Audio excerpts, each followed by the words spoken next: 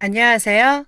저는 30대 중반의 건장한 남자이며 저에게는 고등학교 1학년 때부터 연애를 시작해 결혼까지 꿀이 난 사랑하는 20대 후반의 미모의 아내가 있습니다. 10년의 세월이 흘렀지만 여전히 이쁜데 제 눈에만 이쁜 게 아니라 밖에 나가면 대학생들이 만나자며 헌팅을 하는 경우가 많다고 하더라고요. 게다가 성격도 너무 활달해서 어디 가면 다른 사람들을 리드하는 야무지고 똑똑한 여자가 제 아내입니다. 이렇게 어딜 내놔도 이쁜 아내가 있는데도 처자에게 눈이 가버린 저는 어떻게 해야 할지 하루 종일 고민만 하며 머리를 쥐어짜고 있습니다. 아내 밑으로는 처제가 한 명 있는데 아내 못지않게 빼어난 미모를 갖고 있으며 제가 아내를 만나 연애를 시작한 지 얼마 되지 않았을 때부터 오빠라고 부르고 싶다며 먼저 서글서글하게 다가온 처제예요. 오빠라고 불러도 되죠? 우리 언니는 나랑 성격이 완전 달라서 어디 가도 바보같이 말도 못하고 네네 하는 성격이라 오빠가 언니 옆에서 많이 챙겨줘야 돼요. 알았죠? 그리고 여기 우리 번호 교환해요. 내가 언니에 대한 정보 많이 알려줄 테니까 오빠는 나한테 맛있는 거 많이 사줘야 돼요. 알았죠? 하며 다가오는데 너무나도 사랑스러워서 저도 모르게 눈에서 꿀 떨어지는 줄 알았습니다. 처제는 아내와는 달리 내성적이지만 할 말은 다 하는 스타일에 몸매나 아내보다 약간 통통한 글래머 스타일인데 그래도 정신 차리자는 생각을 만날 때마다 하니 은근 고역이더라고요. 그래도 아내만을 바라보며 살아가다 결혼을 했고 처제에 대한 마음을 서서히 정리하고 있던 어느 날 처제는 저에게 원룸에 혼자 산지 1년이 넘었지만 적응 안 되는 데다가 무섭기도 하고 방이 너무 좁아 불편하다며 저희 집에서 같이 살고 싶다는 식으로 은근슬쩍 물어보더라고요. 저는 처제에게 어차피 비어있는 방도 있고 깔끔한 성격의 처제가 오면 아내도 자극받아 청소를 더 열심히 할 거니 와도 상관없다며 정리 다 되면 연락 주라고 말을 해주었습니다. 에이, 그래도 형부가 마누라한테 허락은 받아야지. 아니, 무작정 갔다가 쫓겨나면 나 진짜 갈 데 없단 말이야. 빨리 언니한테 지금 전화해서 물어봐. 응? 아니, 얼마 전에 언니가 형부랑 너무 자주 만난다고 2달에 한 번씩만 만나라고 화냈다니까? 아니, 만나봤자 뭐 하는 것도 아닌데 의심만 하니까 은근 짜증나. 아, 몰라. 빨리 언니한테 허락 받아줘. 응? 하고 말을 하더라고요. 전 아내 하나뿐인 동생인데다가 처제인이 아껴준 것뿐인데 아내가 의심을 하고 있다는 말에 조금은 어이가 없었지만 그래도 제가 처제랑 너무 가깝게 지내고 있다는 생각이 조금은 들어서 아내에게 미안하긴 했습니다. 저는 아내에게 전화를 걸어 처제가 우리 집에서 같이 살면 어떻겠냐고 자초지장을 설명하며 물어보니 역시나 아내는 오발대발하며 저에게 툭 쏘아붙이기 시작했습니다. 자기야, 아니 한동안 조용하다 했더니 또 시작이야? 영은이 걔 같은 애가 보통 여우가 아니라고 내가 누누이 말해줬잖아. 용돈 주는 것도 꾹 참고 있구만. 영은이가 우리 집에 들어오려고 한 목적은 당신 꼬시려고 들어오는 거라는 거 생각 안 해봤어? 절대 안 돼. 하며 단번에 거절당했는데 저는 아내에게 굳이 결혼한 유부남인데다가 언니 남편을 유혹해서 얻을 게 뭐가 있겠냐며 그럴 일 없으니 허락해 주라고 다시 한번 부탁을 했습니다. 제 말을 들은 아내는 처제가 몇 달 전에 술 잔뜩 먹고 형부를 사랑하는데 그 감정을 숨기기 힘든 데다가 형부 같은 남자가 자기 애인이었으면 좋겠다는 식으로 아내에게 술주정을 부린 뒤로는 도저히 둘 사이를 붙여놓으면 안 되겠다는 생각을 했다고 하더라고요. 그러면서 저와 연애했을 때 과 동기들과 술 마실 때도 꼬박꼬박 찾아와 남자들을 낚아채기도 했다는데 그 말을 듣자마자 아내의 약점을 잡았다는 생각에 한마디 해주었습니다. 어, 그럼 나랑 사귀고 있었을 때도 동기들이랑 자주 만났었나 봐? 안 만난다고 나랑 약속하지 않았었나? 하고 말을 해주었더니 옆에서 아내와 통화 내용을 듣던 처제가 저와 사귀고 있었을 때 언니는 고백도 많이 받고 선물도 많이 받았었는데 실은 회색 한 번 없이 다 받아주고 저에게 잔다고 거짓말해놓고선 몰래 남자 만나러 나간 거 많이 봤다며 다 폭로를 해주더라고요. 그 말을 듣고 있던 아내는 화를 냈고 처제에게 욕을 하며 말도 안 되는 소리 하지 말라고 하는데 도대체 누구 말이 맞는 것인지 도무지 알 수가 없었습니다. 제가 처제 말을 믿을 수 없다는 듯이 쳐다보니, 와, 내 말 못 믿겠어? 아니, 말해줘도 이러네. 기다려봐. 언니를 아주 잘하는 남자랑 통화시켜 줄게. 기다려. 오빠. 잘 지냈어? 어. 통화 가능해? 있잖아. 오빠, 우리 형부 바꿔줄게.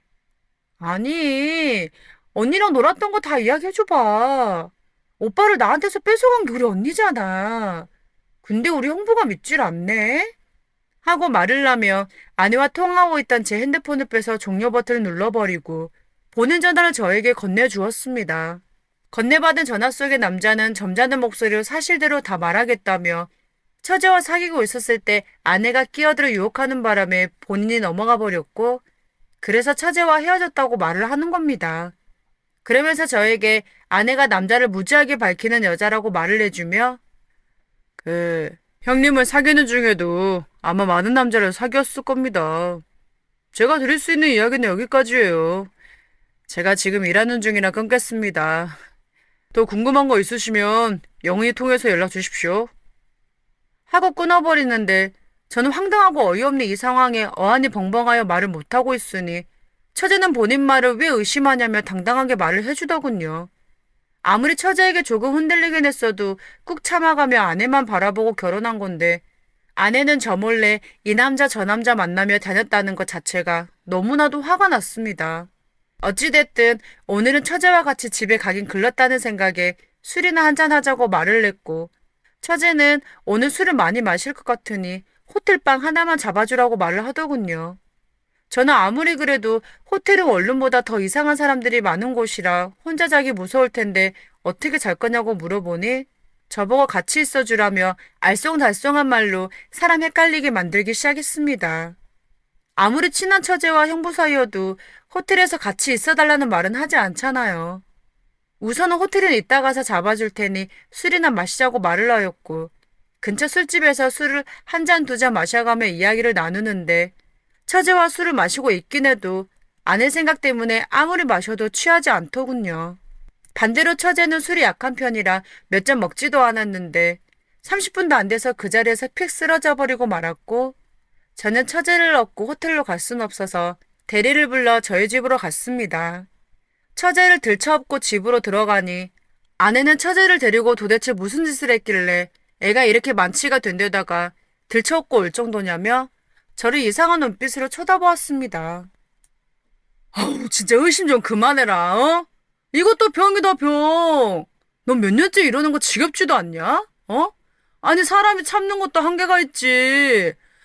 아우, 아니 그렇게 의심만 하지 말고 너 돈 많으니까 사람 써서 내 뒷조사 좀 해. 어? 아니 뒷조사도 안 해보고 의심만 그렇게 되는데 너 같으면 화 안 나겠어? 어? 아니 먼 눈에는 뭐만 보인다고 네가 그렇게 남자를 만나고 다니니까 나도 뒤에서 여자 만나는 것처럼 보여? 어? 적당히 해라. 어? 하고 말을 하며 처음으로 아내에게 화를 냈습니다.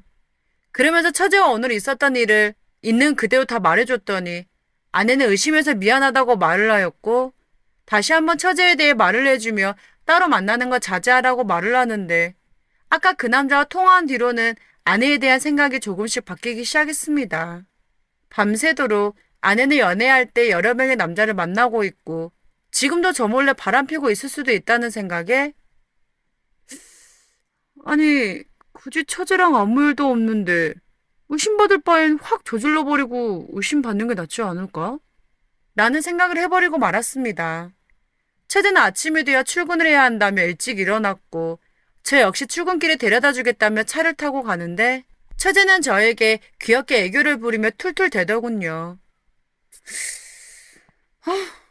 형부, 내가 어제 호텔 간다 했죠? 아니 근데 왜 집으로 데려온 거예요?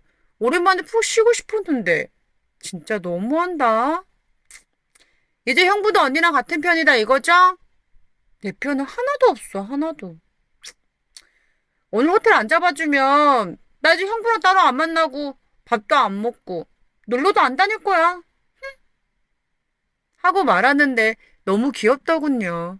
그제서야 오랫동안 처제가 저에게 좋아한다는 말을 대놓고 하지 못하니 이렇게 추파를 던지고 있다는 사실을 알게 되었고, 어제 저녁에 생각한 대로 질러버리고 의심받는 게 낫겠다는 생각에 오늘 저녁에 퇴근하고 할 말 있으니 바로 오라고 말해 주었습니다.